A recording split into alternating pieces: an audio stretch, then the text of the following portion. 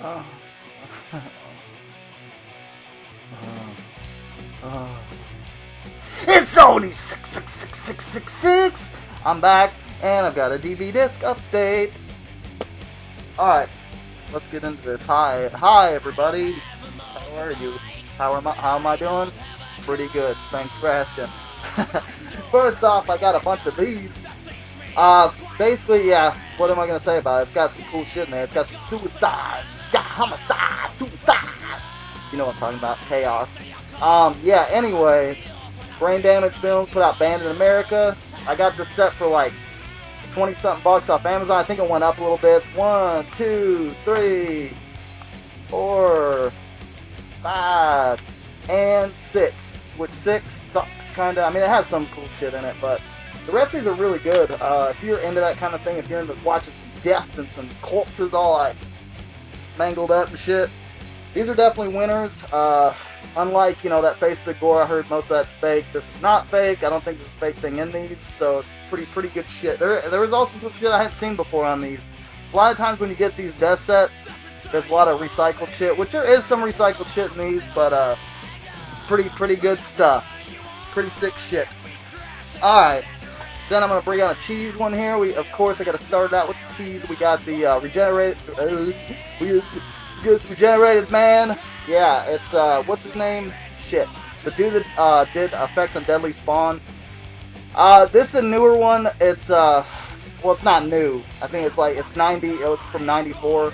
But anyway, this is a fun one. This is, now, this is only if you're, like, into some corny shit, because the dialogue and the jokes in this are, like, I'd say it's like, if you mixed up some shit together, like, say, Goosebumps with, you know, some swearing, some boobies, some cheesy effects.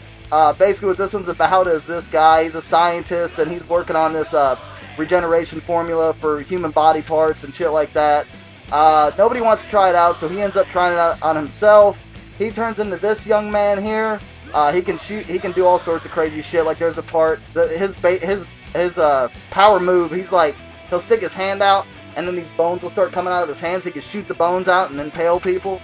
But yeah, if you're digging that kind of stuff, this is definitely one to check out. I wouldn't pay too much for it now. I'd go, you know, probably about $8-10, you know, something like that. But this one is fun if you just, you know, if you need a little corniness in your life. Then we got this one. I finally got this collection all night long, all night long. It's yeah, it's pretty much Lionel Richie. It's about Lionel Richie. He turned white, or he turned Asian, and he sucks his thumb. No, I'm just kidding. What this is a trilogy of movies here. None of them really have nothing to do with each other, except the fact that they're sick. Now, I haven't watched the first one yet. I'll watch the second and third one, because I heard the first one was a little slow. I'm still going to watch it, but I just wanted it in my face. But yeah, the second one's cool. It's really messed up. It's about this dude, he owes money to this gang, and the leader of the gang, like, tortures him because, you know, well, the gang tortures him, but the leader of the gang likes him, and he wants to kiss his body all night long, and so he makes him his little personal bitch, and it's pretty sick, and, yeah, anyway, so he... Oh, my phone's going off, sorry. Anyway, he's, yeah, he's like this dude's bitch, and pretty much he gets his revenge at the end. It's pretty good. Third one, the third one was probably my favorite. It was just messed up. It's about this loser dude, you know, he just don't have much going for him. The girls don't like him. He's a little sick in the head. He starts stalking this one chick. It's weird, man. Anyway... This chick likes to be beat and pissed on and all this and that. And she's just a sick person. And anyway, Jesus Christ, this is a shitty review so far. Yeah, so anyway, he starts collecting this one chick, not that chick, but this other chick's garbage, because he's obsessed with, he works at this sex shop. Jesus Christ, let me go back. He works at a hotel where people can go have sexual intercourse, and he cleans up the rooms after they're done. So pretty much he collects their pubes, and he does stuff, he has to pick up condoms with jizz in them, and yeah, anyway, so that's grody. So anyway, yeah, he moves it up a little bit, and he goes and starts stealing this chick's trash, and he steals like her tampons and maxi pads and shit like that with wings, and you know, he knows her menstrual cycle. He's got all her information. He's got old driver's license and stuff. So he pretty much knows almost everything about this chick. He starts stalking her. It's just a really, it's a fun flick, you know, if you're into that kind of weirdness. But it's pretty good set to pick up. And it just went down in price, so check it out. Then I got Embodiment of Evil. This is Coffin Joe, man. Coffin Joe is a badass. I've got one of his older movies. I can't. It's like it's At Midnight Take Your Soul, but it's a good shit, man. It's old '60s black and white. This one's a newer one he just did. I believe he was like 60-something years old when he did this. I think he's like 70 now. But anyway, well, no, wait. This came out in 2011. I don't know. Maybe he can time travel. Because he is Coffin Joe, a badass.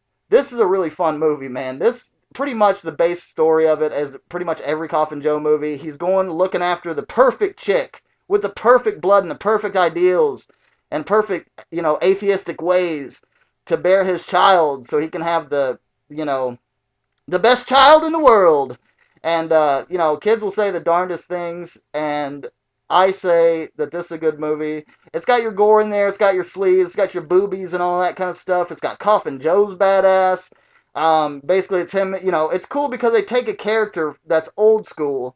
You know, like, I'd rank him up there with the Universal shit. To me, I think he's just that classic, like, he's just that classic old school horror guy. And, you know, you take him and you put him in a modern setting, and it's not silly. I mean, there is a few parts that were kind of goofy, but for the most part, it takes it seriously. He sees his old victims from the other movies, like flashbacks, and they're actually in black and white, so I thought that was a cool touch. But yeah, this is definitely one to pick out if you're like and it's subtitled, it's Spanish, you know, but it's great, man. Good shit. Then we got Naked Massacre. Now, this is an old one from the 70s. It's loosely based around Richard Speck's murders, you know, where he goes and he went in the nurses' little, what do you call it, dorm, where the nurses were staying, and he keeps them hostage. And, you know, one by one, he picks them off. This wasn't like a super exciting movie or anything, but it is a sleazy movie. It's got a lot of sleaze. It doesn't have a lot of gore, but it's got a lot of sick, perverted shit in it. If you're into like 70s flicks, it's definitely one to check out. I haven't heard much talked about it. It's pretty good. The lead character plays a pretty good part, you know. There he is right there. He's hugging that girl. He's patting her on the head saying everything will be okay. But it won't. And then I got Ex-Drummer. This is a really good movie. I enjoyed it. If you're into punk rock and shit like that, this is where the hell is this from? Shit. I don't know. It's a foreign movie. I can't think of where it's from because I'm stupid and I don't research this stuff before I get on here. I just rattle on about it. I don't care, though, because I don't have to edit my shit because I don't give a shit. But I love you guys. That's not what I don't give a shit. I just don't care to research, and this is for me. For me to tell you about it. Yeah, the name of this movie is Ex-Drummer, and there's a man on there that says, God is the evil, and, no. Anyway, it's about these punk rock dudes. They're all kind of not retarded, but in their own way, they have they have their own disabilities, like the singer, he has a lisp, and the bass player, he's got a dead arm that just kind of, he can't move it by the elbow, and I don't know, they're all kind of screwed up. And there's really surreal shit in this movie. Like, the drummers I'm not the drummer. I think it's I think it's the singer. He lives on the ceiling of his apartment. And no explanation. It's just normal. He goes in the apartment. Dude's on the ceiling. Hey, what's up, man? You want some tea? All right. But anyway, yeah. So it's a really fun flick, man. If you're into that kind of thing, it's just a dirty, gritty, fun, punk rock, violent, like, really offensive flick. It's got a lot of offensive dialogue and shit like that.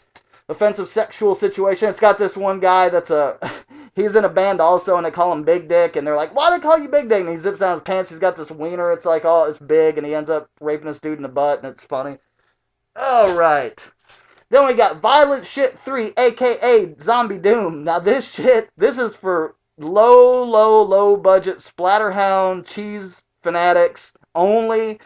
You know, a lot of people will call the violent shit movie, the violent shit movie is just a pile of shit, literally.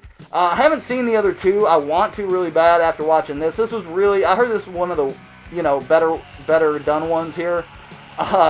It's ridiculous. I mean, it says Zombie Doom, but there's not really zombies in it. I mean, there's like one zombie, and it doesn't really, nothing happens with him. But anyway, what it is, these dudes are riding in a boat, and they get, they hit this island, you know, they get capsized. Well, I don't know, their boat breaks down, okay?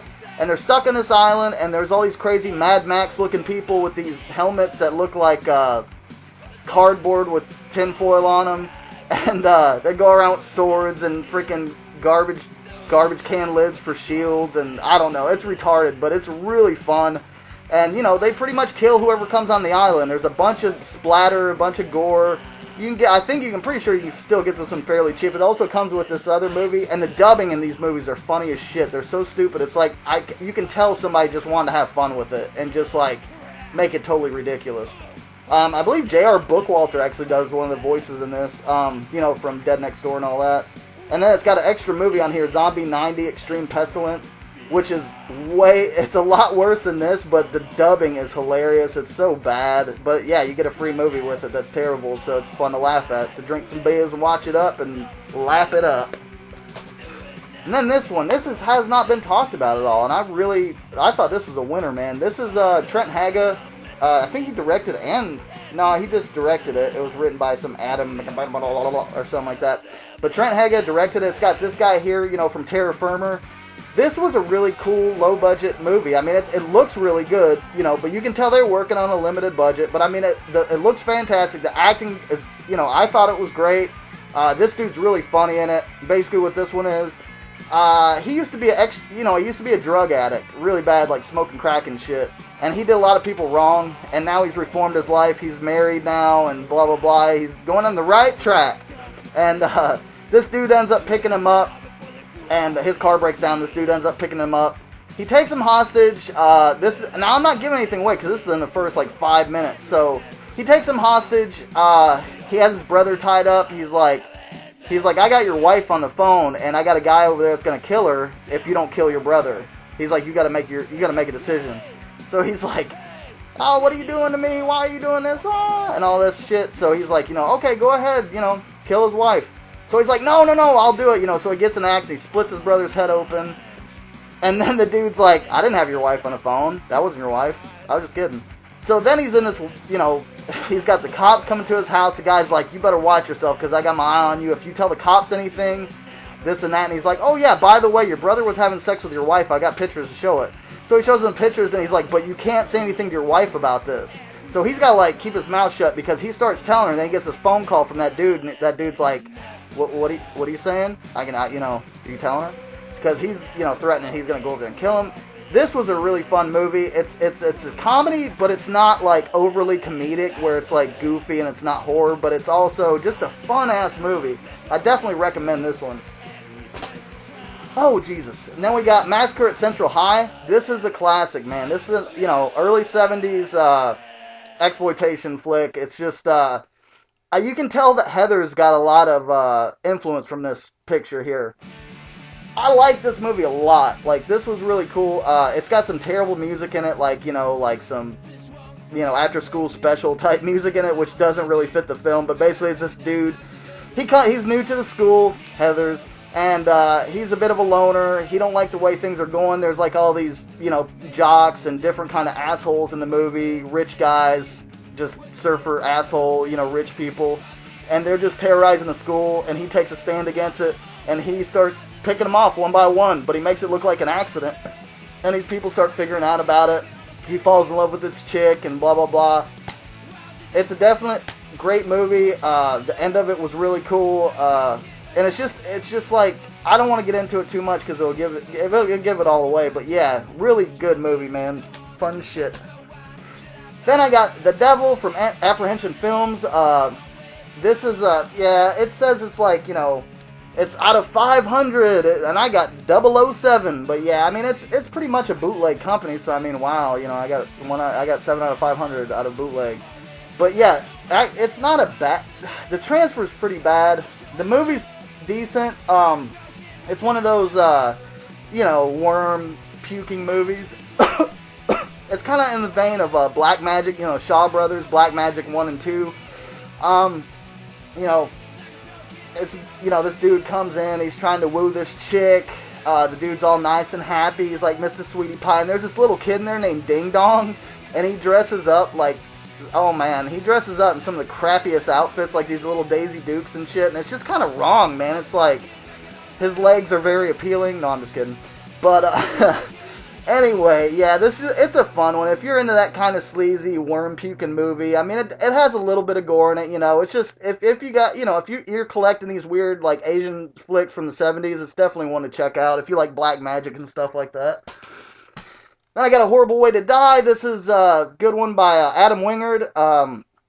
Basically, this one's about this serial killer. Now, it focuses on his ex-girlfriend that used to be a humongous drunk, and she was with him when he was killing people, but she didn't know because he kept it a secret.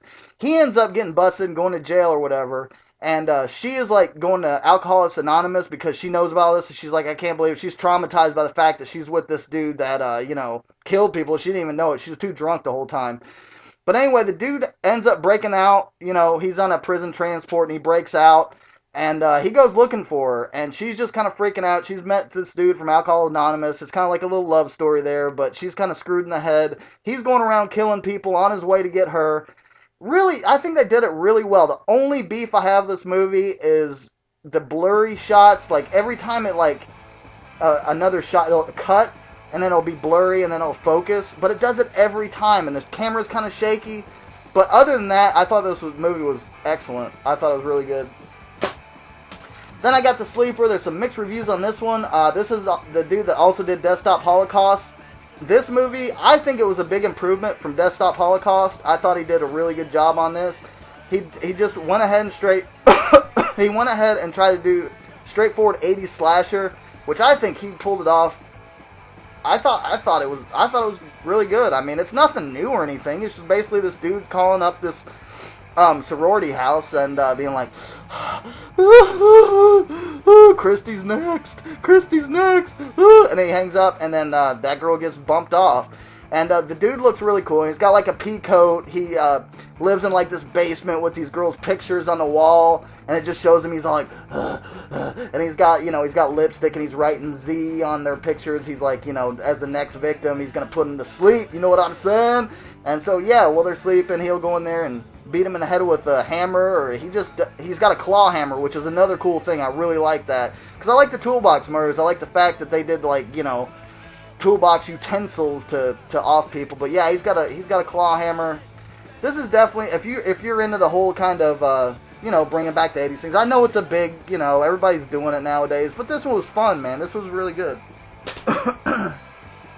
Then I finally got to watch Visitor Q. This one's screwed up, man. Old Takashi Miike is screwed in the head. This, I don't think, I wouldn't really call this a horror movie or anything, but it is exploitive, and it's just, like, out there. It's about this family of screwed up people. It's just got, the mother's like a drug addict, prostitute. The daughter's a prostitute that has sex with her dad. The dad, has sex with his daughter, which is messed up enough. The son beats the shit out of his mother every day because he gets picked on at school, and his mother just takes it. The dad doesn't do anything about it. He's like this kind of like, he tries to make documentaries about stuff. There's one part where he's like trying to interview these kids on the street, and they're like, hey, Maya, you gotta, you know, you're recording me, hey, and they start beating him up, and they bend him over and stick this thing in his ass, and it's just like, and then he ends up having sex with a corpse, and it's balls out. If you want something really weird and just nutty, check out Visitor Q. Oh, and then I got Dr. Black, Mr. Hyde, a blaxploitation movie with Bernie Casey, and this was pretty good. I mean, it's nothing like real violent or anything like that. I was expecting a little bit more violence in it, but it was fun. He's got this, it's a doctor. He like sort of falls in love with this prostitute that comes and sees him, you know, checks out her wing wang, makes sure she don't have any STDs and all that. And yeah, so anyway, he's working on this liver, something to cure liver disease, and nobody wants to try it, so he ends up injecting himself with it, and it turns him into an albino, and he goes around killing prostitutes. There's a lot of love story in this one. There's, you know, it automatically makes him know kind of karate too when he does it. So yeah, if you just want something out there and you're into the blaxploitation genre, this is definitely one to pick up. VCI did it, not a bad release. Doesn't really have any special features though. Here's another one from Apprehensive. Amputee with an Axe, aka Scream Bloody Murder. This movie kicks ass. I don't know why it's not talked about more. This is one of the earlier, not gore flick, but like an earlier slasher prototype kind of deal. God damn it. Okay, my computer went dead. But yeah, no, anyway, it's about this kid. It starts out with this kid. He's like riding a tractor with his dad. I don't know what kind of problem he had with his dad, but yeah, anyway, he's riding the tractor. His dad gets off the tractor to check something out. The kid runs his dad over with the tractor, and then the kid falls off of the tractor, somehow runs over his hand, which is totally impossible. I don't know how he does that, because he falls off the side of the tractor. But anyway, it makes him an amputee. He's got a hook for a hand. He comes back. He was in a mental institution after killing his dad. He comes back. His mom found somebody else. He loses his shit. He's like, you don't love anybody but me, Mom. And so he ends up killing them both. He's on the run. He's just going, cross country. And he starts killing people throughout. And he befriends this prostitute. He's like, you shouldn't be doing that. You shouldn't be sleeping with these people. I love you, So anyway, he's end up kidnapping her. And this is a really fun one, man. If you're into that 70s kind of shit. Then I got The Colony. Another apprehensive. This is a really low budget. I think it's shot on like 16 millimeter. Hell, it could be 8 millimeter. It looks pretty bad. It's a decent movie though. I mean, there's not a lot of effects in it, but basically what this one's about is there's a lot of these movies where they're injecting this or they're getting some kind of serum.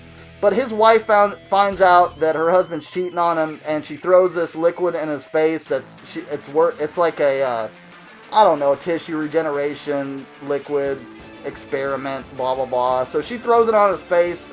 His limbs end up breaking apart from him and feeding off of people, which it doesn't show that much. It just kind of, it does, but it's kind of, you can't see it that well. But it was an okay movie. It wasn't too bad. Mr. Parker does a lot better review on this one than I do, so check it out. Go to his page and check it out, and shut up. And then I got Grotesque. This is a really good one. If you're into that kind of, they're saying it's like torture porn. I'm sick of that name. It's just retarded to me. Torture porn. It's all horror. I mean, come on. What's more horrific than getting kidnapped by some dude and getting tortured and just this movie has substance. It's not like The Flower of Flesh and Blood. Don't get me wrong. I really like The Flower of Flesh and Blood. But there's not much story to it. This one has a little bit more story. It's about this dude that, he gets these people, and the only way he can get off is by torturing these people. And, there's more to it than that. Now, there's some sick shit in there. It's not super, super graphic, but it does have some good gore in there. It's got some money shots in there and stuff like that. You'll see what I'm talking about. It's got some he nails this dude's balls, cuts his wiener off, puts a catheter in his wiener. Just balls out shit. Now, people have talked about the end being, too silly. There was a silly part at the end, but I don't care, man. I just enjoyed this movie. I even liked the end of it. It was wacky, but it was a dark movie, man. Till the end, there was one little scene that was like, whoa! But it was fun, man. I don't know. It kind of capped everything off, I thought. But yeah, if that one's only for if you're into stuff like, Flower, Flesh, and Blood and The Butcher, which I think are two excellent movies there. Some people aren't into it. I am. I kind of like it. And then I got some quick ones real quick. I'm not going to say much about them. Everybody knows about Night Train Murders. This is like a Last House on the Left clone. This was a good one. Not too shabby. I enjoyed it. The Woman, great. Fantastic. Recommended. Just go pick it up. I don't have to say anything about it. Human Centipede 2, I don't care what anybody else says about it. This was a good movie. I know it's overhyped. I know everybody's like, it's not as gross as it's gross, but it's not the stuff. It's not. It's a good movie, man. So was the first, and the first one was a good movie.